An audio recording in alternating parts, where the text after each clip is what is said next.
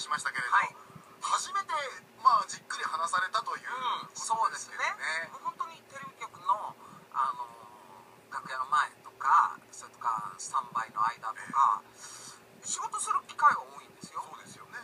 で、電話もしょっちゅう、電話ももう本当に酔ってる時酔ってない時に関わらずよく話してるんですけど、今日はね、なんかいい加減に前回らしくない話とも思いつつも、そうなんですか。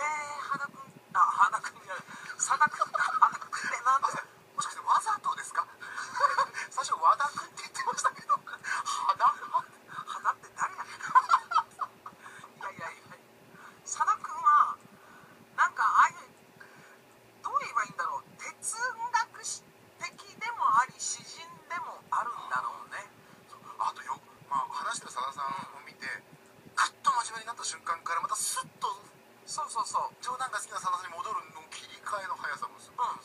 私も目線変えたしその話は難しいよっていうビームも送ってもましたから。佐田さん察知したんですね。でも本当になんか、これ佐田君とだったら本当に5時間ぐらい喋ってもええんちゃうかなと思うぐらい。本当ですか。いろんな、私が言うのもなんだけど、いろんな話をもっと聞きたかったな、音楽に対する。そうですね。だっていない時言うとちょっと勘違いされるとこもある。今車の中で聞いてるかもわかんないから言うけど、顔だよ。突然いやだから想像できない、この優しさ、この力強さ。人間は外見で判断したらあかんないのがすごい分かった。褒めベタ。いやでも愛情はたっぷり伝わってると思います。もうでも最高でした。またぜひお話ししたいと思います。そうですね。はい。